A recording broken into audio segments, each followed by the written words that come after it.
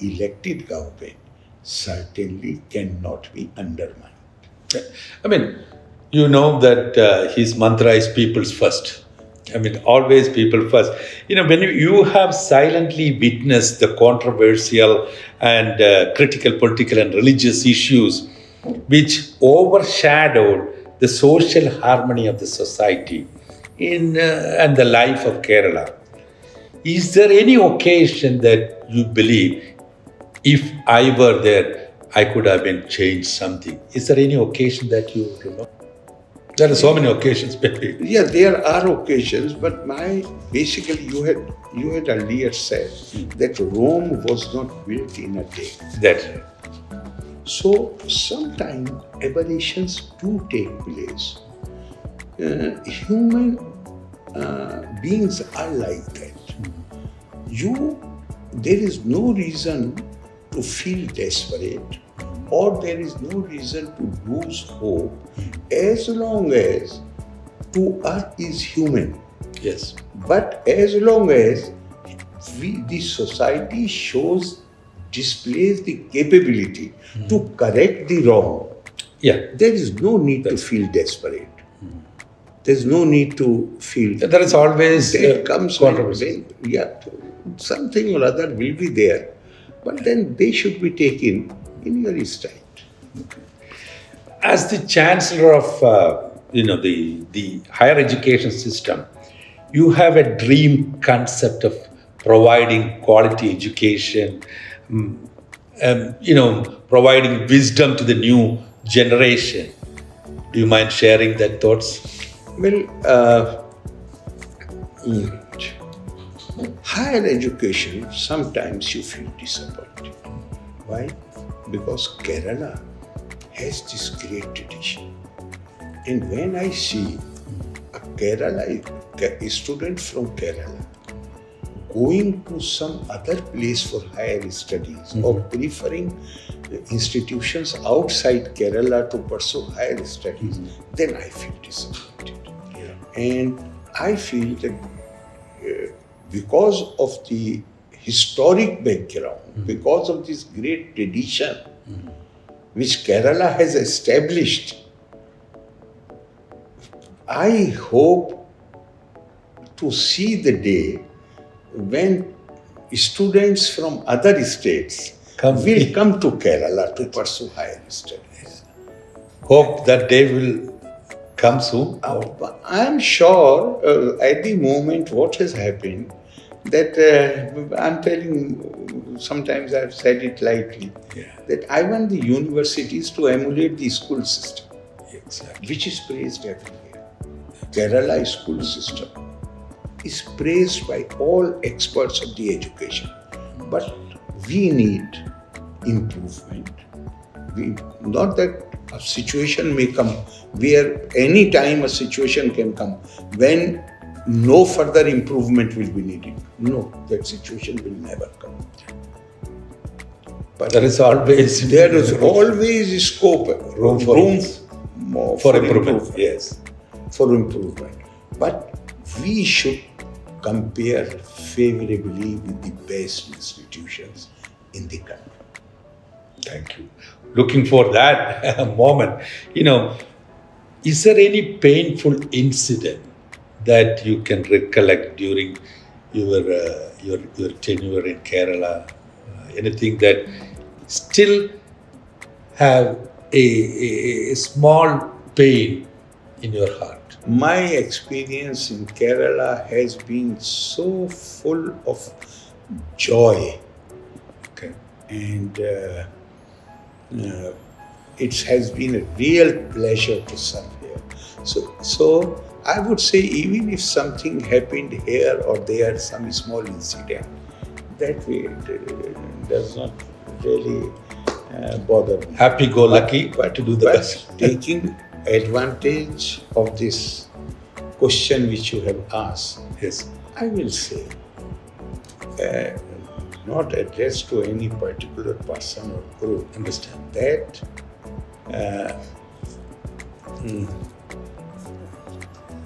we should be as civilized human beings. It's supposed to be. as civilized human beings and civilized people will more a society is educated, more people will expect Yes. civilized behavior. Exactly. Civilized behavior demands that we should be ready to listen to the counter viewpoint. We should never. You're absolutely right. We The should- civilized society should demand to listen to the counter demand. Yes, we should be ready to listen to the viewpoint which is different from ours. There is always agree to disagree as well. We can always agree. So again, not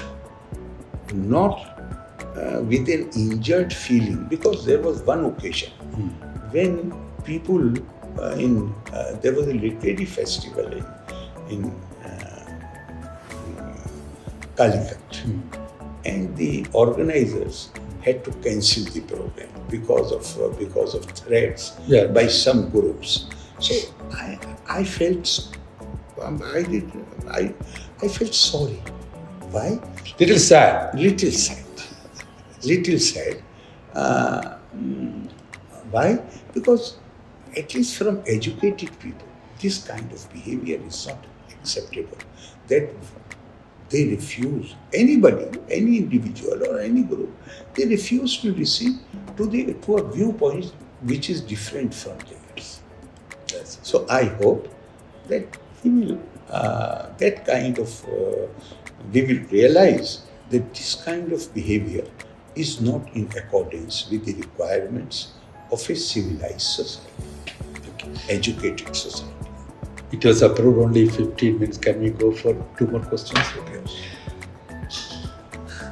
What your social observation about gender issues in Kerala? Is there anything that you think we need drastic change? First thing, there is, in social matters, nothing drastic works. Drastic doesn't work. Doesn't.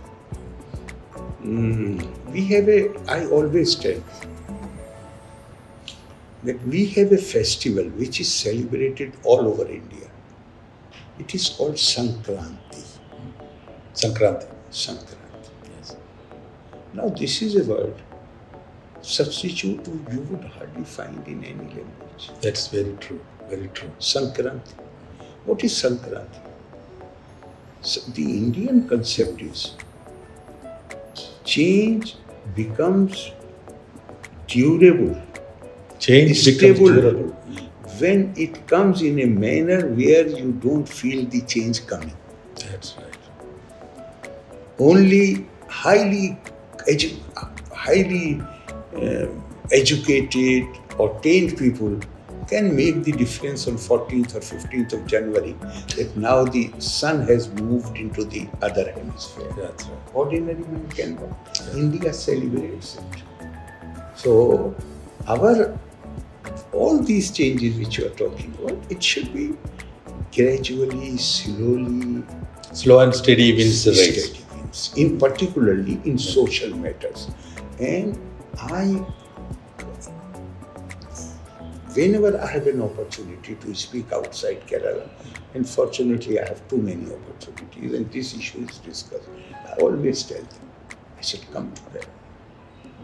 See on the road, just any ordinary lady walking on it, stand there and watch her, the confidence which she exudes. So I said, this is not just merely dressing the window, doing one thing or the other. So many things they contribute in building the mindset of people. Yeah. And change is the only thing constant in life. Change is the only thing which is constant. That's right. That's right.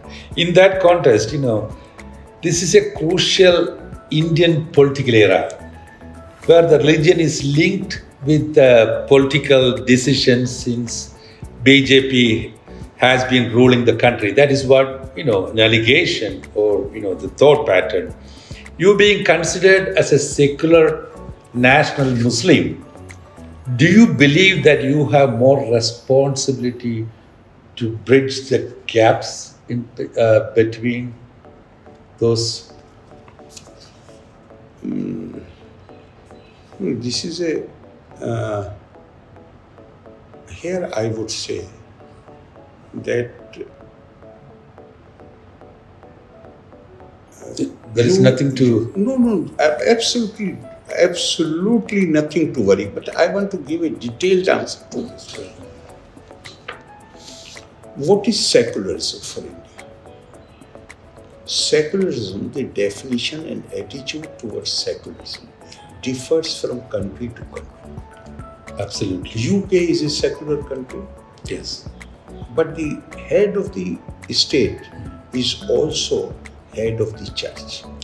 That's So religion does not prevent United Kingdom from acting in a manner where despite the fact that the head of the state is the head of the church as well, but it does not stop the government of the UK to deal with each one of their citizens or any person there to treat them equally. France is also a secular country, that's right. but they make it they are very particular that the distinction between religion and the state should be felt. That's Their attitude is different, that's but the ultimate outcome is the same. They Yes. treat everybody enjoys same rights, equal protection of the law, and equality before the law. Likewise, many other Western countries, and finally you go to the USA, where people are they have great interest in religion, but the country is secular. So India, if you look at it, India is the most. one of the most ancient civilization which is continuous. And this civilization, here I am not saying this to criticize anybody, no. But the fact remains that people from outside came and they ruled over us. Fact of the matter. The fact remains. Now these people, for them, the mark of identity of an individual or of a society is the religious faith of that person or that society. So what happened? By that time, before that time, the people who subscribed to the Semitic religions, the Jews came to India in the year when the Temple of Solomon was destroyed. They came to Kerala. That's Christians came to India, again Kerala, in the 1st century itself. And this has not been mentioned widely, but the fact remains. It was not acknowledged, rather. No, the other thing which I'm telling you. Okay. We only know that Muslims came as many of the Muslims in South India, they came as traders. In North India, they came as invaders. So this is the general impression in the minds. Yeah. But the fact remains that after Karbala is the time when the family, the descendants of the Holy Prophet, were butchered in the field of Karbala. And the establishment, whatever, it was not, the concept of a state was not there at that time. Either it were tribal societies or empires. And Tribal. Muslims by that time had almost become an empire because they had demolished Byzantine Empire and Sassanid Empire both before Karbala. So they had already become an empire. After Karbala, people belonging to this family, they again started facing very active persecution. And most of them, they also found shelter in India.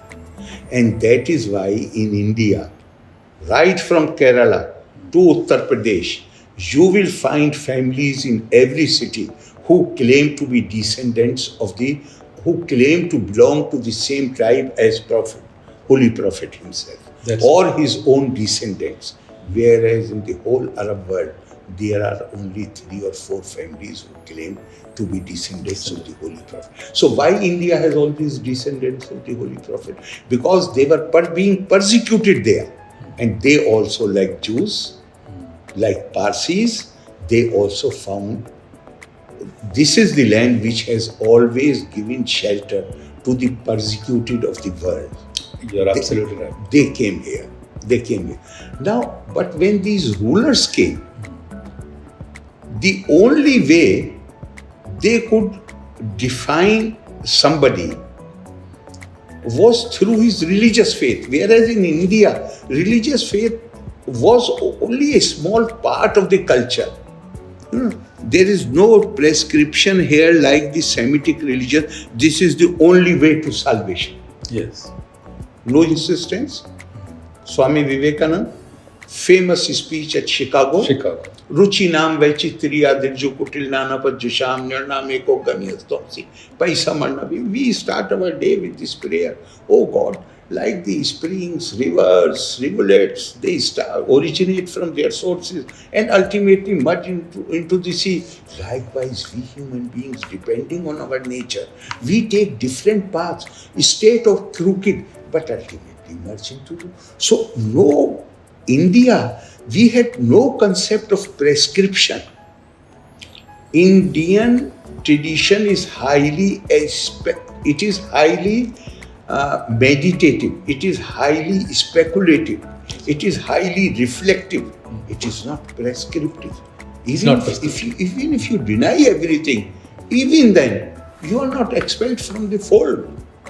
So the problem happened that first, the name Sanatan was substituted by Hindu word. And Hindu was used to, not to define a culture, but to define, to mean a religious faith.